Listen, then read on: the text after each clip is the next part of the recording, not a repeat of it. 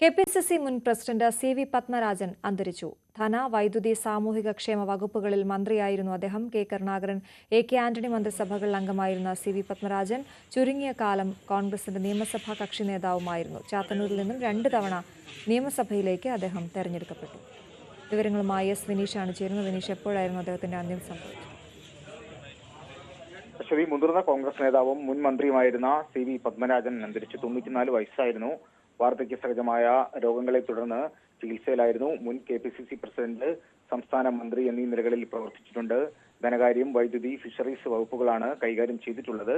കൊല്ലം ജില്ലയിലെ പരവൂരിൽ കെ. വേലുവൈദ്യന്റെയും തങ്കമ്മയുടെയും മകനായി 1931 ജൂലൈ 22-നാണ് ജനിച്ചത്. അഖില തിരുവിതാംകൂർ വിദ്യാർത്ഥി കോൺഗ്രസിലൂടെ സ്വാതന്ത്ര്യ സമര രംഗത്ത് സജീവമായി. 1973 മുതൽ 1979 വരെ കൊല്ലം ജില്ലയിൽ അഭിഭാഷകനായും ഗവൺമെന്റ് പ്ലീഡറായും പബ്ലിക് പ്രോസിക്യൂട്ടറായും എല്ലാം പ്രവർത്തിച്ചിട്ടുണ്ട്. ചാത്തന്നൂർ ബ്ലോക്ക് കോൺഗ്രസ് കമ്മിറ്റി പ്രസിഡന്റായാണ് രാഷ്ട്രീയ പ്രവേശനം നടത്തിയത്. കൊല്ലം DCCയുടെ വൈസ് പ്രസിഡന്റായും പ്രവർത്തിച്ചിട്ടുണ്ട്. 1982-ലും 1991-ലും ചാത്തന്നൂരിൽ നിന്ന് നിയമസഭാ അംഗമായി തിരഞ്ഞെടുക്കപ്പെട്ടു. 1983 മുതൽ 1987 വരെ KPCC പ്രസിഡന്റായിരുന്നു.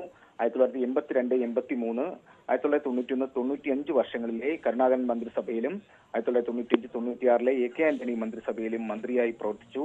1992-ൽ മുഖ്യമന്ത്രിയായിരുന്ന കെ. കരുണാകരന് അപകടം പറ്റിയ സമയത്ത് ചെറിയ കാലം സഭാ നേതാവായും സി.വി. പത്മരാജൻ പ്രവർത്തിച്ചിട്ടുണ്ട്.